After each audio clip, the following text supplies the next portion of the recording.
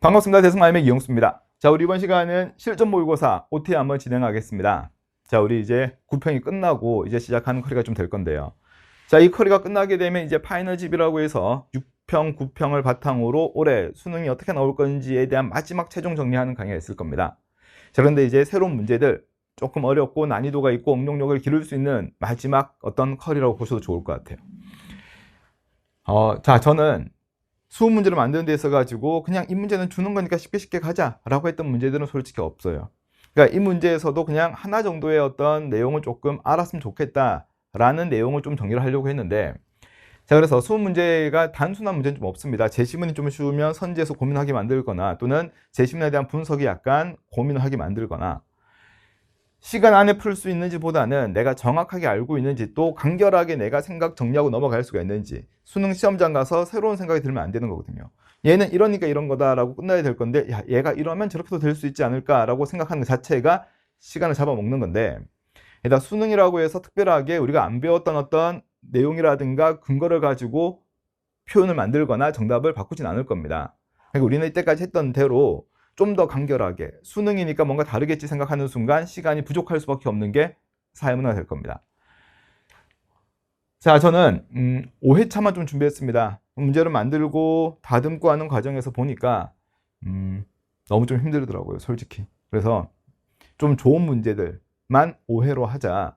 막 모의고사를 학생들이 많이 풀어보고 하는 것도 도움은 되겠지만, 자, 시험 난이도가 어떻게 나올지 모르는 상황에서 단순하게 모의고사만 많이 푸는 것 자체는 좋지 않을 것 같고, 저도 회차만 늘려가지고 학생들에게 단순하게 기계적 연습보다는 해야 될 문제 위주로 이렇게 가는 게 좋을 것 같아서 5회를 했고, 자, 대신에 여기 커리하고 같이 진행이 되는 게 파이널 N제가 좀 진행될 겁니다. 제가 N제 OTS도 이야기했는데요. 모의고사의 가장 큰 문제점은 바로 뭐냐 하면 어려운 문제도 한 문제씩밖에 못 푼다는 거예요. 그 회차에서는.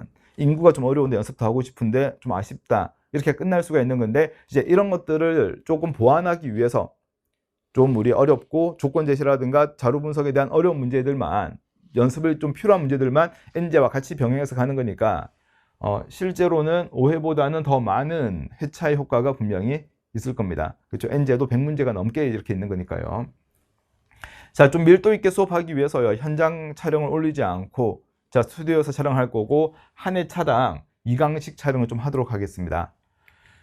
자, 강좌 특징은 제시문 읽어내는 방법에 대한 것도 있고, 선지를 판단할 때는 정말 간결하게, 자, 조건 제시 문제는 조금 다양하게 뒀는데요. 대신에 쓸데없이 여러 가지 경우의 수가 나와가지고 이게 저건가 이게 이건가라는 고민을 하는 문제들보다는 이러니까 얘는 얘가 될 수밖에 없다, 이러니까 얘는 될 수가 없어 라고 하는 수능에서 정말 요구하는 정도의 수준의 문제를 좀 제시했습니다.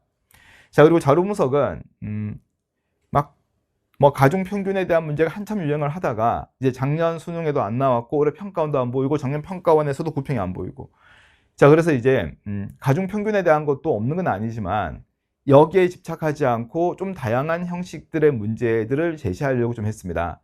자, 연계 교재에 있었던 주요한 어떤 원리들을 응용하기도 했고요. 자, 그래서 자, 뭐 자료 분석이라든가 조건 제시, 그리고 단순한 개념을 묻는 내용에서도 조금 생소한 선지도 있을 수 있을 겁니다. 대신에 이게 지엽적이다 생각하는 게 아니고요, 내가 알고 있는 이유가 맞는지 또는 그 근거가 맞으면, 자, 이런 것들도 확인할 수 있는 정도의 어떤 약간의 다양한 표현들에 대한 선지들을 좀 만들어 봤어요. 자, 분명히 모평이나 수능보다는 어려울 겁니다. 그런데 장담하는데 도움은 될 겁니다. 그냥 단순하게 난 20분만에 풀었네, 25분만에 풀었네, 이거 어이없이 하나 실수했네, 이런 문제들보다는 내가 생각하고 있는 사고와 또 간결하게 생각할 수 있는 능력이 있는지, 또 자료 분석 문제에서 정보에 대한 해석을 내가 정확하게 하고 선지 판단을 있어가지고 계산보다는 확인을 하는 그 위주로 내가 가고 있는지 등등의 수능에서 필요한 어떤 능력을 최대한 기르는 데 분명히 도움은 될 거라고 저는 생각합니다.